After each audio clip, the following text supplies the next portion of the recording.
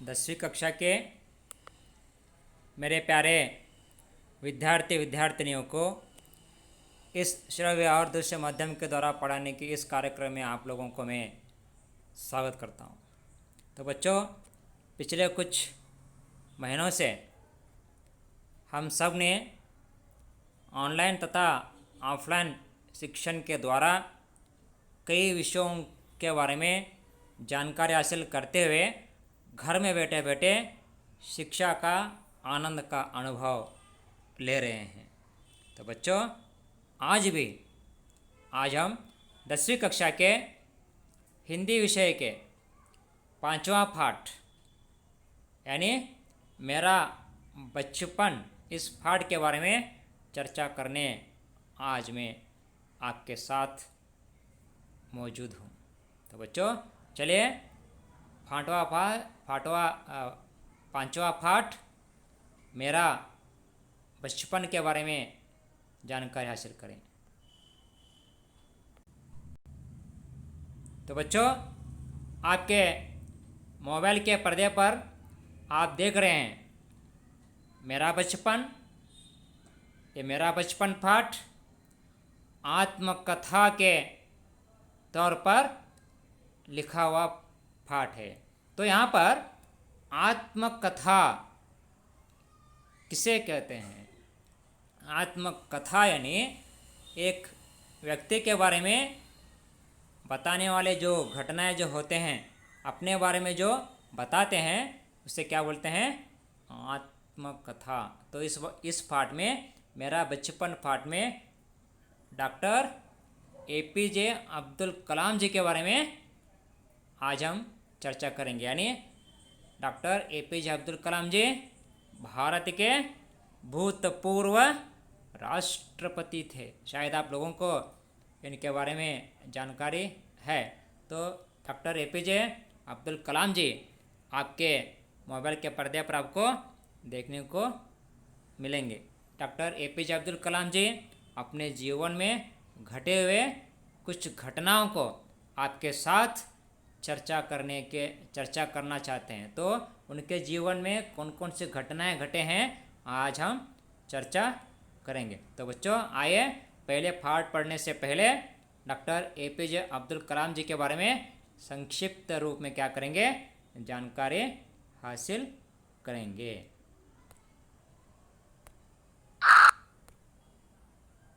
ये है भारत के भूतपूर्व राष्ट्रपति अवुल फकीर जैनुलाब्दीन अब्दुल कलाम जी। इनका पूरा नाम अवुल फकीर जैनुलाब्दीन अब्दुल कलाम जी, डॉक्टर APJ अब्दुल कलाम करके हम संक्षिप्त रूप में बताते हैं। सही है। तो बच्चों, उनका जन्म काल देखेंगे 15/10 सन 1931 इनका जन्म हुआ था तमिलनाडु के रामेश्वरम में। सही है, गौर करो। इनका जन्म 15/10 सन 1931 इनका जन्म हुआ था तमिलनाडु के रामेश्वर में। जब उनकी भारत के जो राष्ट्रपति के रूप में कार्यभार संभाला था 25/7/2002 से लेकर 24/7/2007 तक, यानी कुल मिलाकर 5 साल भारत के राष्ट्रपति के रूप में इन्होंने कार्य किया था। इनका जो कृतियाँ जो है wings of fire, India 2020, ignited minds और unleashing the power vision of India. सही है। तो बच्चों, मैं विश्वास करता हूँ कि जो मैं यहाँ पर आपको समझा रहा हूँ शायद आप समझ रहे हैं। तो यहाँ पर देखिए, लेखक परिचय। अवुल फकीर जैनुलाब्दीन अब्दुल कलाम जी का जन्म 15/10/1931 को हुआ था। बड़े वैज्ञानिक APJ अब्दुल कलाम जी 25/7/2002 से लेकर 24/7/2007 तक भारत के राष्ट्रपति भी बने थे। देश के आदर्श तथा जनवादी राष्ट्रपति के नाम से भारत के करोड़ करोड़ हृदयों में प्रतिष्ठित कलाम जी अपने 82 उम्र में ही अनेकानेक सामाजिक प्रगतिशील आंदोलनों में अत्यंत सक्रिय रहे थे। बच्चों तथा युवकों के लिए ये बहुमुखी व्यक्तित्व का निर्माण करने में इनका अभियान मंत्र था, मैं क्या दूं, यानी अपने आप बच्चे स्व परिवर्तन की और बढ़ने की उन्होंने एक अभियान शुरू किया था। उसका नाम था ईमानदार कार्य एवं ईमानदार का नाम। होम फॉल अभियान द्वारा आप बचपन में ही इन सवालों को बोलना चाहते थे कि मैं देश के लिए क्या दे सकता हूँ और समाज एवं परिसर के लिए क्या कर सकता हूँ। ये जो है डॉक्टर APJ अब्दुल कलाम जी के बारे में संक्षिप्त पाठ मैंने आप लोगों को बताया था। मैं आप लोगों को सीधे ले चलूँगा।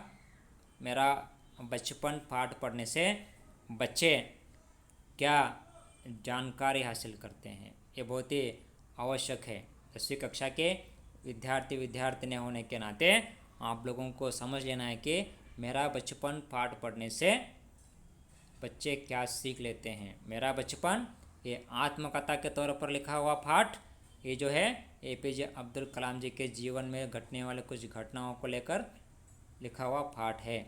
आत्मकथा, APJ अब्दुल कलाम जी का आत्मकथा।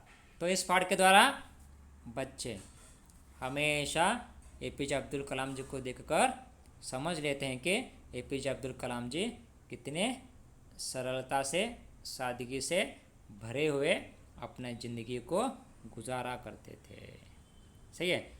इनको देखने के बाद महात्मा गांधी जी की याद आती है। उतना सरलता से हर किसी के प्रति स्नेह की भावना, इज्जत की भावना, गौरव की भावना रखते हुए अपना ज़िंदगी गुजार करने वाले एक व्यक्ति जो थे APJ अब्दुल कलाम जी, उनके गुण अनुकरणीय है। सही है। और इसके साथ साथ वे धार्मिक सहिष्णुता थे, यानी एकता के मनोभाव रखते थे। किसी तरह से भेदभाव, ऊंच नीच, जात पात, भाषा धर्म के प्रति इस तरह के किसी तरह के भेदभाव न करते हुए हम सब भाईचारे के गुणों को अपनाते हुए ज़िंदगी गुजारा करने में APJ अब्दुल कलाम जी का नाम अनुकरणीय कहा जाता है। इसके साथ साथ मिलजुल कर रहना, और तभी बताया कि जब धार्मिक एकता आता है तो हमारे बीच में भाईचारे की जो गुण उत्पन्न होना है, तो हमारे बीच में किसी तरह से भेदभाव नहीं होना चाहिए। समझ लेना कि हम सभी एक है, मिलजुल कर रहना है। और साथ में APJ अब्दुल कलाम जी जो है किताबें पढ़ने में अत्यंत आनंद का अनुभव लेते थे। उनकी किताबें आपके लिए प्रेरणादायक है। वो इतनी किताबें पढ़ते थे, किताबें पढ़ के भी अपना दिमाग, अपना बुद्धि को ज़्यादा प्रखर किए थे।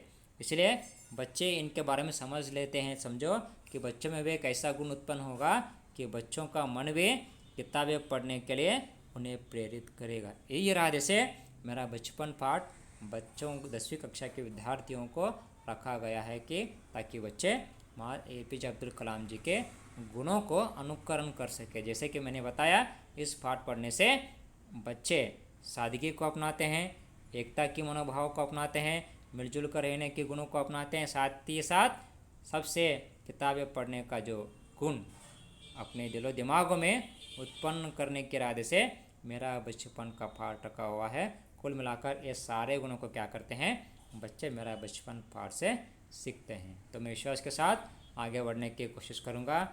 आगे जो है पाठ का उद्देश्य, पाठ का आशय क्यों रखा गया है।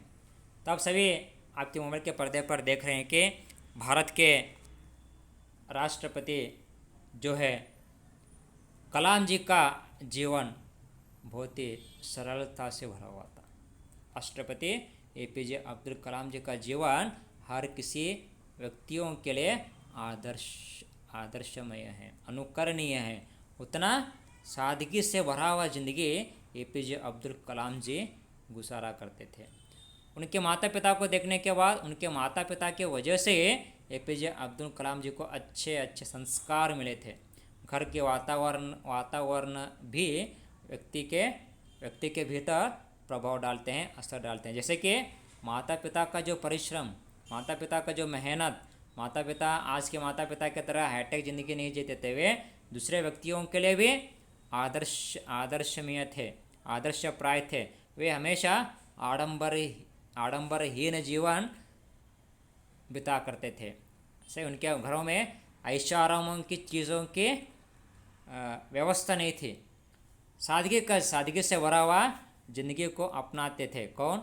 एपीजे अब्दुल कलाम जी के माता पिता। शायद उन्हीं के प्रभाव से डॉक्टर एपीजे अब्दुल कलाम आज भारत के राष्ट्रपति के रूप में उभर कर आए थे। उनका परिवार अतिथियों की सेवा में संतृप्त था। वे हमेशा जो घर में आते थे, जो भी आंदे, सगे संबंध या रिश्तेदार या गेस्ट कोई भी आंदे, उनकी सेवा में ही अपना संतृप्ति समझते थे, सेटिस्फैक्शन समझते थे। उनका परिवार धार्मिक एकता को मानता था।